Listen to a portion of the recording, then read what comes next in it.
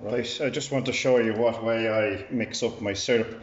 For years and years I've been mixing them in small containers with a stick and carrying them up and down the side passageway, and it was heartbreaking. So what I have here is about a 20-gallon container, and I mix it up here in the container, and I just have it on tap the whole time, like, you know. So then what I put in it here is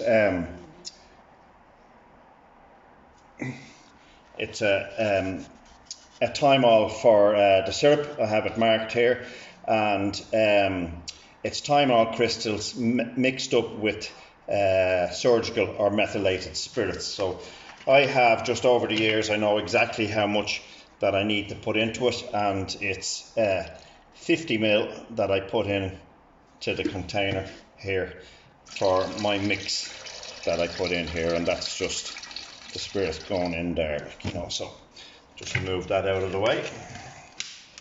Okay, then for my mix here, I have 3 2-gallon drums go in here.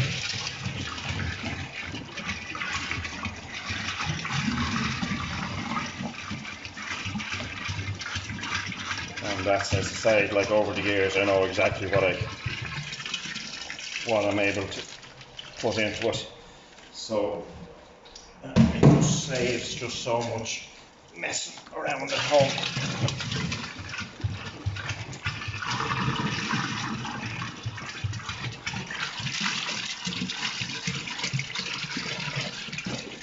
So then I put in 7 kg bags of sugar into it. I have some already put into it there, so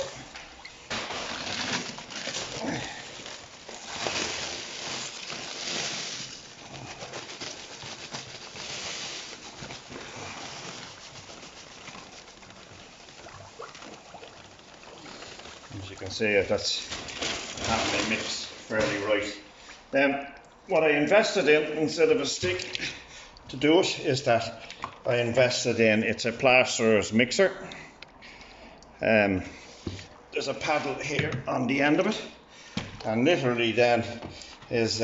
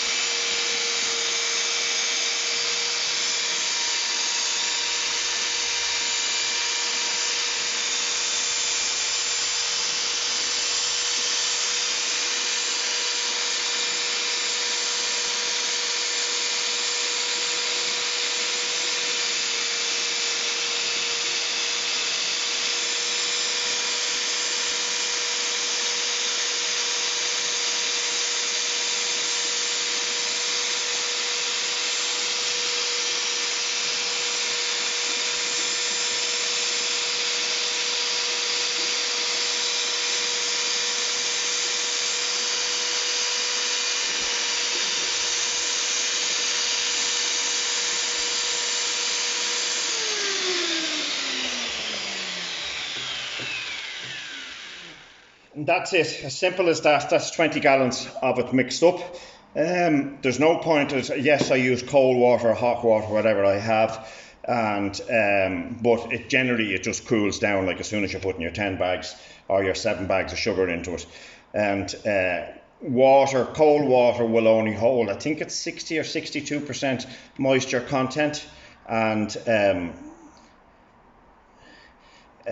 if you try and mix it or heat it any more than that, what happens is it'll only hold 60%, and then when you put it back into the feeders and it cools down, it starts to granulise and crystallise in the supers or in the feeders, and it starts to block up the feeders in it, like, you know. So that's just so handy for me. I then decant into these containers. This one here holds about between 8 and 9 that's in it, like, you know. So on the bottom down here I have, you can see, just a honey tap. I would say don't have it too low, This is about an inch up over it. I'd actually come up another tiny little bit, about 1.5 inches, because what happens is that you'll get a settlement and sediment on the bottom of the barrel, and it can tend to block up this the outlet when you're pouring out the syrup. So I then just, when I'm pouring into the syrup, I just have a big wide red funnel, and that then stops any spillages at all whatsoever, like, you know. So I'll come back to that in about a half an hour. I'll give it about another mix up, and then tomorrow morning when I'm passing by, I'll mix it again, give it 3 or 4 minutes, and it will absorb as much as it can with the cold water, and then I just let it settle down for about 24 hours, and I decant then into my containers and I refill it again, like, you know. So hope that helps. It saves not. There's a wasp starting on the prowl already, and so it just keeps everything sealed away from the wasps. I mean, they come in and they lick up a little bit of syrup here, but I'll actually throw a bucket of water over at the top of that just to stop them, and dilute and wash it down just to stop any of the wasp activity increasing here in the shed. Okay.